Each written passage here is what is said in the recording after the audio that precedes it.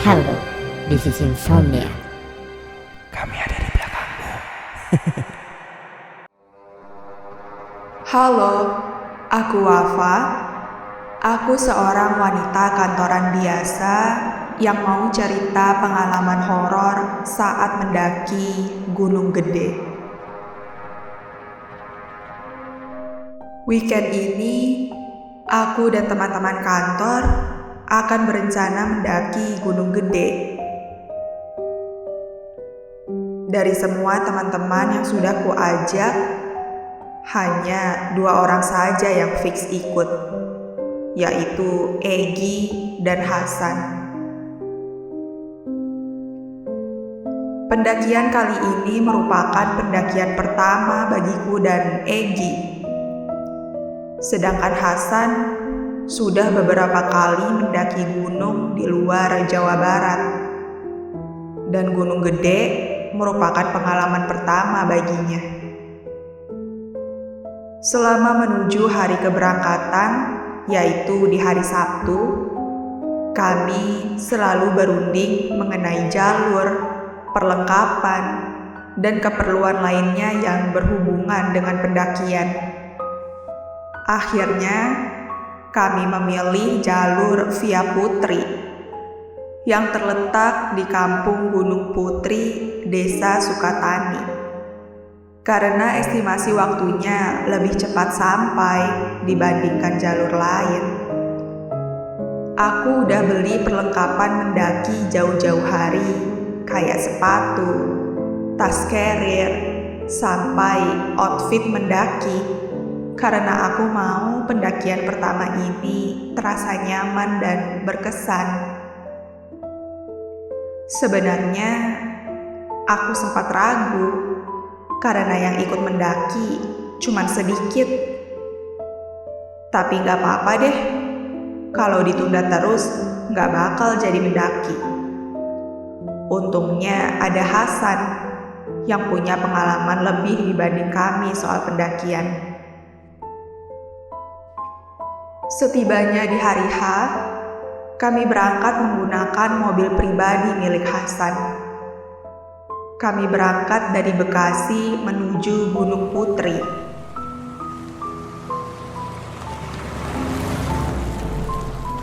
Di dalam mobil, kami gak ngobrol banyak.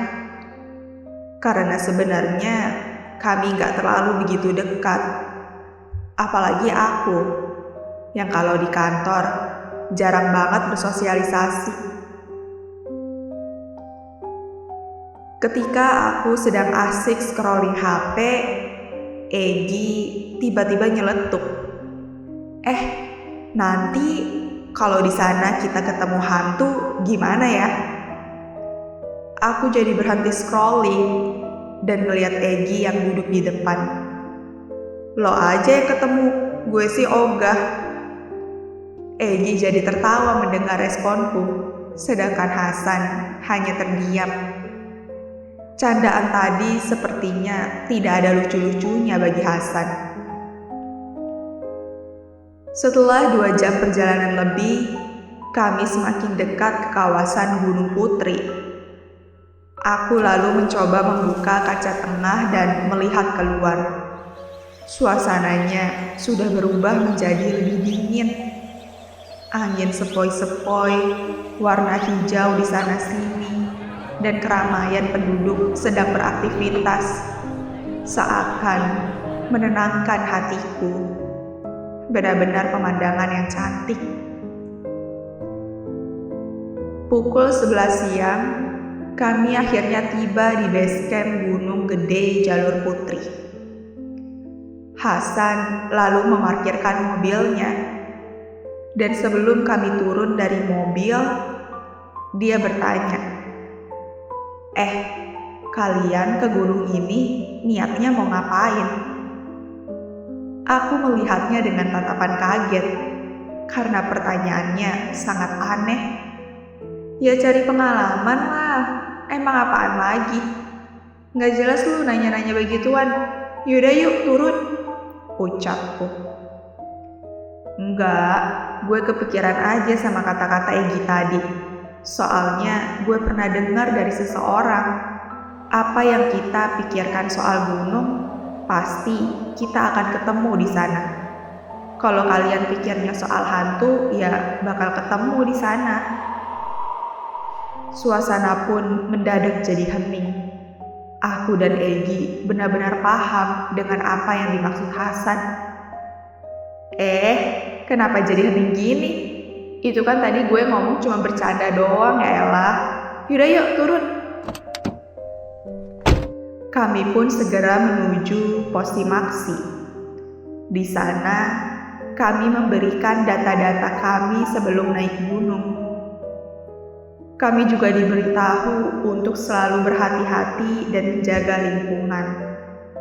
Lalu sebelum memulai pendakian, bapak-bapak penjaga pos itu tiba-tiba bilang ke seorang wanita yang duduk di dalam pos, Mbak, ini ikut rombongan ini aja, mereka bertiga. Lalu kami pun sepakat bahwa tim kami nambah 1 orang wanita. Walaupun sedikit aneh melihat ada wanita nekat seorang diri yang ingin mendaki. Wanita itu umurnya sekitar 25 tahunan dan namanya Vina. Ia memakai kerudung dan postur tubuhnya kecil. Saat kutanya kenapa dia bisa ditahan di pos, dia menjawab dengan nada ketus, "Saya juga bingung, Mbak. Biasanya sih banyak loh yang diperbolehin solo hiking. Apa karena aku cewek ya?" Aku pun hanya tersenyum mendengarnya. Dari base camp, kami jalan menuju pos 1. Trek awal di sini didominasi oleh perkebunan dan sawah-sawah. Jalurnya pun masih belum terlalu berat, meski aku sudah sedikit ngos-ngosan. Kami jalan secara beruntun. Hasan paling depan, lalu Egy, Vina, dan terakhir aku. Kami terus berjalan sampai trek semakin menanjak, hingga memasuki gapura bertuliskan Taman Nasional Gunung Gede. Kami pun berhenti untuk berfoto-foto dulu. Lalu aku melihat ada 1 rombongan pendaki yang duduk dekat gazebo. Ada sekitar 6 orang, ada 7. Ternyata di sana ada 1 orang yang nyempil di antara mereka.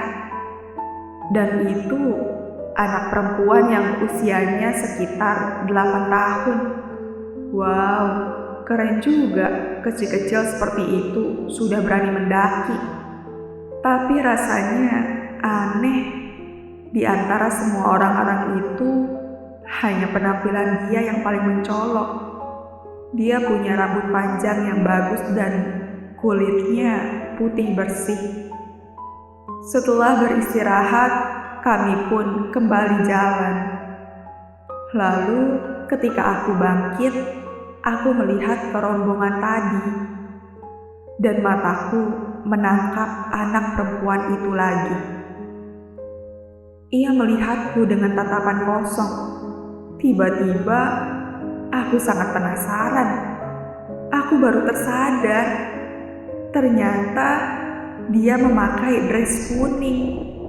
Siapa coba yang mendaki pakai baju seperti itu? Aku lalu cepat-cepat mengalihkan pandanganku dan lanjut berjalan. Dan selama itu juga, aku terus memikirkan anak kecil tadi. Setelah menghabiskan waktu 6 jam lebih, kami baru sampai di pos 4.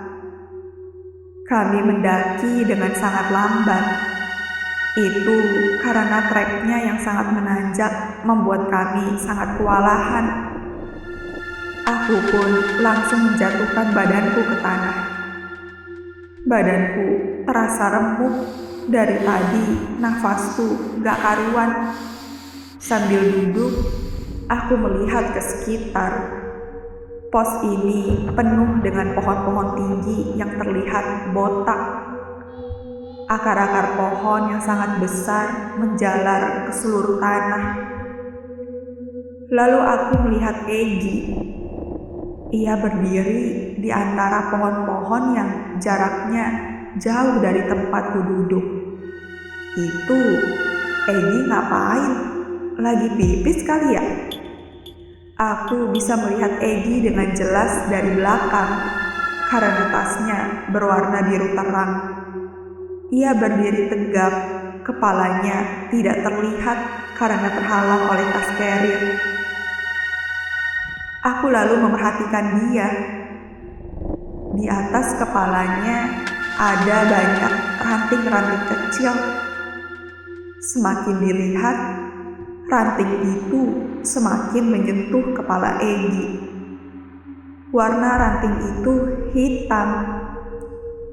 Sampai aku menyadari kalau ternyata itu bukan ranting, tapi itu rambut. Rambut yang sangat panjang, dan saat perlahan aku lihat ke atas, ada perempuan yang duduk di ranting itu. Aku langsung menengok ke kanan dengan cepat. Mbak Wafa, kenapa? Kok wajahnya pucat banget? Tanya Vina kaget.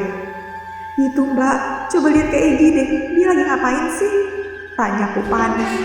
Vina lantas melihat ke Egy, dan tiba-tiba ia teriak histeris. Egy! Hasan, itu Egy, lihat! Hasan pun panik dan langsung berlari mendekati Egy dan langsung menariknya. Egy! Gila lo ya, itu jurang, untung aja gak jatuh. Kami semua pun langsung menghampiri Egy. Wajahnya terlihat kaget dan bingung. Ia bilang kalau dia sedang pipis, tapi entah kenapa saat dirinya ditarik Hasan, Egy sudah berada di tepi jurang. Kami bertiga benar-benar kaget. Ya Tuhan. Hasan lalu menenangkan kami semua dan menyuruh kami untuk lanjut jalan. Hah? Lanjut? Kita diam di sini dulu aja deh. Ini tuh udah mau maghrib loh. Hari memang terlihat mulai gelap. Pemandangan langit sudah berubah menjadi oranye kegelap-gelapan. Nggak apa-apa, lanjut jalan aja. Di sini kelompok kita sendirian soalnya. Mending berhenti di alun-alun Surya Kencana. Nanggung dikit lagi, ucap Hasan. Ya iya sih, tapi nyampe alun-alun tuh bisa 1 jaman lagi. Mending berhenti dulu sebentar di sini. Mereka berdua pun saling berargumen sampai akhirnya kami semua berunding dan sepakat untuk lanjut jalan. Kami lalu menghidupkan headlamp masing-masing. Dalam perjalanan, kami cuma diam tanpa mengungkit-ungkit kejadian tadi.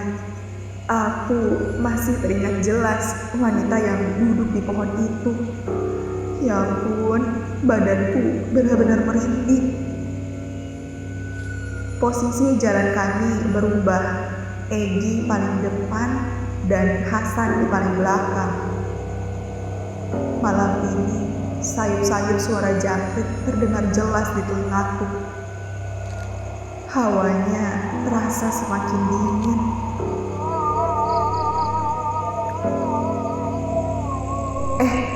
Kok ada suara azan ya? Di mana yang azan? Suara itu terdengar jelas di kupingku. Di tengah-tengah hutan gini, siapa yang azan? Aku ingin sekali bertanya ke Vina yang ada di belakangku. Namun, aku gak berani bilang. Ya Tuhan, kenapa aku merasa banyak yang janggal? Lalu, kami bertemu dengan 3 orang bapak-bapak berpakaian serba hitam. Kami pun terus jalan dan terus jalan hingga Egy berhenti. Saat aku lihat ke depan, ada 3 orang bapak-bapak berpakaian serba hitam yang memakai ikat kepala orang Sunda. tidak ada satupun dari mereka yang membawa tas carrier. Salah satu bapak itu berhenti dan memukul pundak Egy. "Kamu hati-hati ya," ucapnya dengan datar. Mereka pun pergi melewati kami begitu saja. Entah kenapa, badanku jadi merinding. Enggak lama dari kepergian bapak-bapak itu, Egy tiba-tiba jatuh terpeleset. "Makanya Egy hati-hati," teriak Hasan. Aku melihatnya juga sempat tertawa, saking lucunya dia jatuh. Kami kemudian lanjut mendaki. San, kenapa lama banget ya nyampenya?" "Ini udah 2 jam lebih loh," ucap Vina sambil jalan. Tenang, bentar lagi sampai kok." "Gi, lo yang bener nunjukin jalannya," teriak Hasan. "Aman," jawab Egy. Kami tidak mungkin tersesat karena jalur pendakian di sini sangat mudah diikuti. Terlebih jalurnya hanya ada 1. Kami pun terus berjalan sampai tiba-tiba Vina kaget. Coba deh lihat ke sekitar. Ini kan jalur yang sama tadi kita lewatin." Dan ketika aku lihat, benar saja, ini jalan yang tadi sudah kami lewati. Hasan kembali menenangkan kami dan mengingatkan kami untuk terus berdoa. Kami pun masih terus jalan dan tiba-tiba di depan kami bertemu dengan 3 orang bapak-bapak tadi. Bapak itu hanya tersenyum dan pergi melewati kami. Kami semua mendadak diam dan langsung melihat ke belakang. Dan tiba-tiba sosok bapak-bapak itu sudah menghilang dalam kegelapan. Kok kita bisa ketemu mereka lagi?" cemas Egy. Aku langsung memegang tangan Fani. Tangan kami benar-benar dingin karena takut. Kenapa bisa ketemu bapak-bapak itu lagi? Hasan pun kembali menenangkan dan kami lanjut jalan dalam perasaan takut. Egy pun juga benar-benar ketakutan. Ia bahkan menyamakan posisi jalannya denganku, sehingga kami jalan bersebelahan. Selama di jalan itu, kami hanya diam dan tak henti-hentinya berdoa di dalam hati. Akhirnya, dari perjalanan yang panjang, kami sampai di alun-alun Surya Kencana. Hamparan padang savana yang sangat luas. Perasaanku sangat lega setelah melihat banyaknya orang yang berkemah di sini. Kami lalu mendirikan tenda dekat dengan tenda orang lain. Malam itu tidak ada kabut sama sekali. Aku bisa melihat jelas banyak bintang yang ada di langit. Kami lalu mempersiapkan alat-alat masak di tengah-tengah tenda. Gi, buruan dong hidupin kompornya, gua lapar, ucapku padanya. Ia terlihat kesulitan mempersiapkannya. Iya, Waf, sabar. Iya, bisa tolong ambilin snack yang ada di tenda gue gak? Ucap Egy padaku. Aku pun mengangguk dan lalu berjalan menuju tenda anak laki-laki yang terletak di sebelah tendaku dan Vina. Tenda itu tertutup resleting dengan rapat. Ini ngapain ditutup rapat gini? Padahal kita kan duduknya dekat. Lalu saat aku membuka resleting, aku benar-benar terkejut. Di dalam tenda itu ada Egy yang sedang tidur. Aku lantas melihat balik ke tempat kompor tadi. Dan di sana hanya ada Vina dan Hasan. Badanku merinding hebat. Aku lantas buru-buru mendekati mereka. Itu Egy di dalam dari kapan udah di sana? Hasan bilang kalau Egy sudah tidur semenjak tenda didirikan. Tapi gue lihat tadi dia lagi masak loh, ucapku panik. Ya Tuhan, aku benar-benar ketakutan. Padahal aku jelas-jelas melihat kalau Egy tadi di sini. Egy dari tadi nggak di sini, Waf. Dia lagi kurang enak badan semenjak jatuh tadi. ucap Hasan. Wah, udah deh, mending makan dulu, tenangin pikiran lo. Gue tahu kok lo kenapa. Kita juga dari tadi ngerasa banyak yang janggal.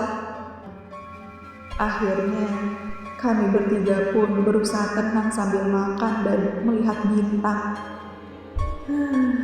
Di sana, kami banyak ngobrol. Hasan dan Vina sudah nampak tenang. Tapi aku masih belum bisa lupa dengan kejadian seram tadi.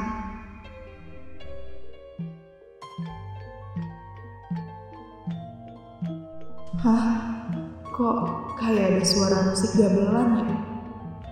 Suaranya benar-benar jelas di telinga aku. Suara itu seperti musik gamelan pengiring pesta nikahan. Aku terduduk sambil memeluk kedua lututku. Badanku merinding hebat. Lalu ketika aku melihat ke kanan, di ujung jauh sana, terdapat segerombolan orang yang memakai baju putih. Rombongan itu terlihat samar-samar. Entah apa yang terjadi di sana. Tapi badanku benar-benar merinding. Aku lalu mengalihkan pandanganku ke kompor kembali. Walaupun di sini banyak orang, tapi entah kenapa aku merasa takut. Setelah selesai makan dan ngobrol, aku melihat Hasan pergi ke dalam tendanya. Dan tiba-tiba ia keluar tenda dengan wajah yang sangat panik. Egi nggak ada. Kami pun benar-benar panik. Seriusan, Hasan? Aku lalu langsung masuk ke dalam tenda Hasan. Dan benar saja, di sana tidak ada Egi. Kami lalu memeriksa sekitar untuk mencari Egi. Padahal kami duduk tepat di depan pintu tenda, yang seharusnya ketika Egi keluar tenda, kami bisa melihatnya. Jantungku benar-benar berdegup kencang. Kami bertiga sangat panik. Hingga ada seseorang dari kelompok lain yang menyadari tingkah kami dan bertanya ada apa. Kami lantas memberitahu kalau salah satu teman kami menghilang. Dari situ mulailah ramai orang-orang mencari Egi. Mereka mengarahkan headlamp di tengah kegelapan untuk segera menemukan Egi. Beberapa bahkan ada yang teriak memanggil nama Egi. Aku benar-benar panik sampai menangis. Lututku terasa sangat lemas. 15 menit berlalu, 30 menit berlalu, Egi belum juga ditemukan. Hingga akhirnya 1 jam kemudian ia pun ditemukan. Egi sedang tertidur di tengah-tengah rerumputan yang sangat jauh dari tenda-tenda. Ia terbangun dengan keadaan bingung. Sesampainya di tenda kami, ia bercerita kalau dia bermimpi berada di pesta pernikahan.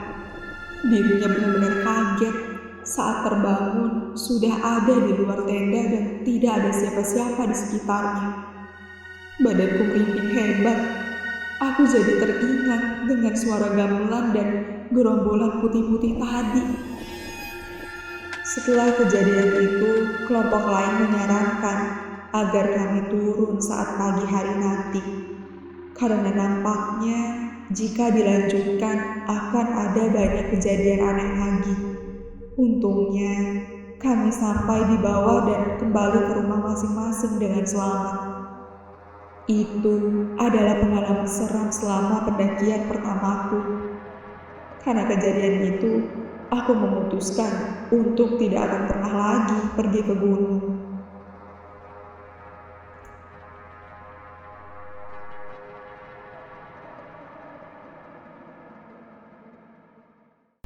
Gimana penonton untuk konten kali ini? Menurut kalian cerita ini nyata atau tidak? Jangan lupa tulis cerita horor kalian di kolom komentar.